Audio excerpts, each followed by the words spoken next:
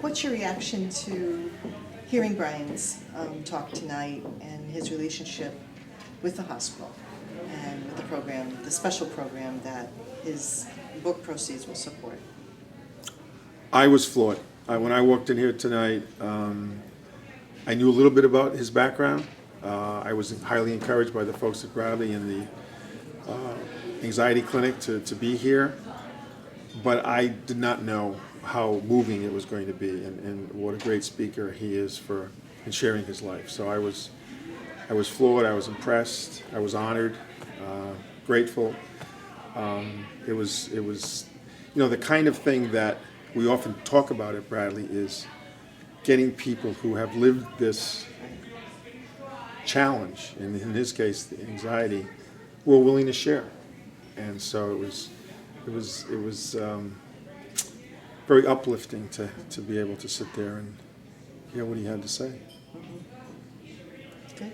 I think, when we were over there, looking at the unit and talking to people, I was so struck by the openness of the staff, Yeah. because he's not a clinician, doesn't have Right. the training, but yet they were Right. hanging on, Yeah. listening to the experience of what it's like.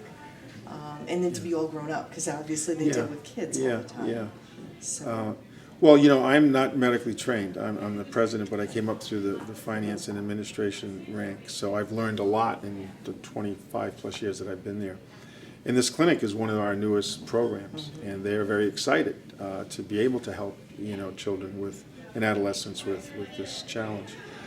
And they know that it works. I mean, that's what motivates them, as well, because they're changing, kids' lives and families' lives. It's when adolescents are challenged with this, it's the whole family is affected. So they're excited to have someone, like Brian, who can confirm that you can, you will struggle, but you can deal with it over time. So there's a lot of excitement there because they know that what they're doing really matters, and that the science is there now to make sure that the outcomes are better. I'll tell you one quick story.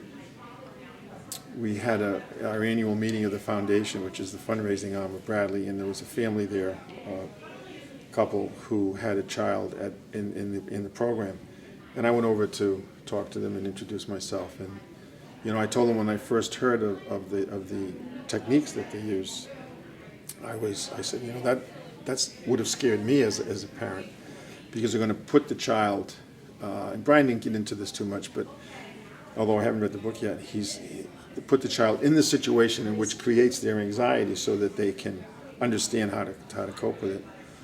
And I said to the family, so how did you feel when you were told that the treatment was going to be to expose your child to the actual situation that created the anxiety? And they looked at me and they said, well, I have to tell you that when we drove out of the parking lot, we looked at each other and said, I hope the hell they know what they're doing.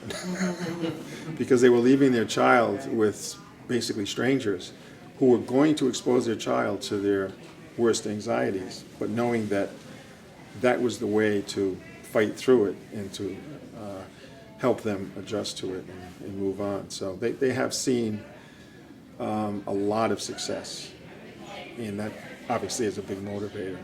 So, one of the things about tonight that's so inspiring to see is that the word is getting out.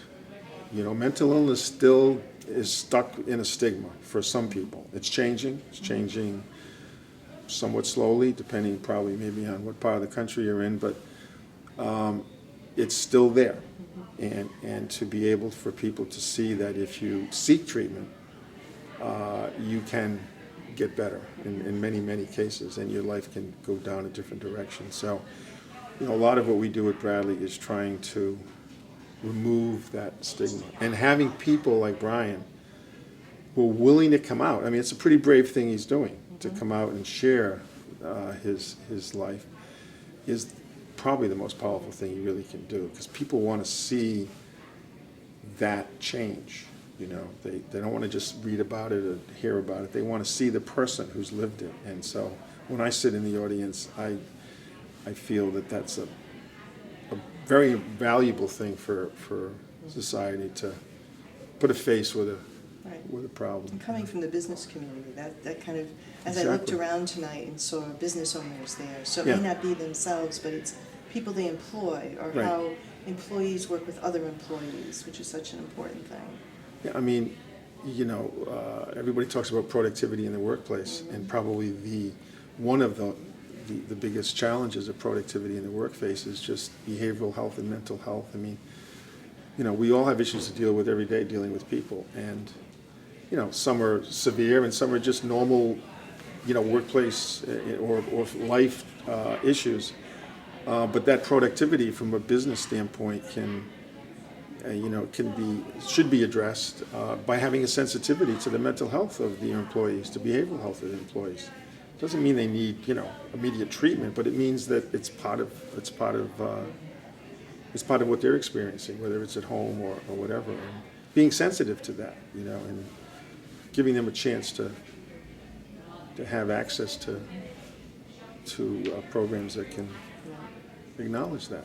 Well, I know he looks forward to the relationship developing and raising funds for you from his Yeah. book and any other way, that's possible. Well, we He can just share his story. Yeah, we just extended an invitation to him and his wife to Bravo Bradley, which is our annual fundraiser, and it's June 3rd at Rhodes.